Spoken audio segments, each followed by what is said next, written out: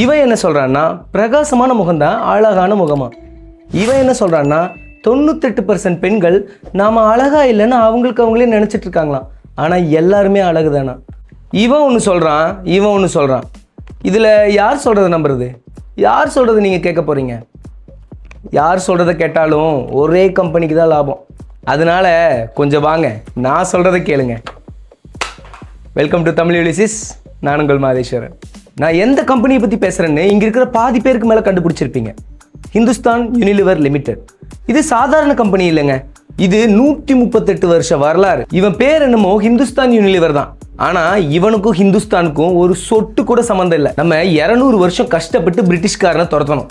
ஆனால் அவன் பிஸ்னஸ் பண்ணுறங்கிற பேரில் மறுபடியும் நம்ம வீட்டு கிச்சன்ல இருந்து பாத்ரூம் வரைக்கும் உள்ளே வந்துட்டான். இது ஒரு பிரிட்டிஷ் கம்பெனி இல்லையா? பிரிட்டிஷ்னாலே நம்ம ஊரில் கெட்டவன்னு தானே சொல்லுவாங்க.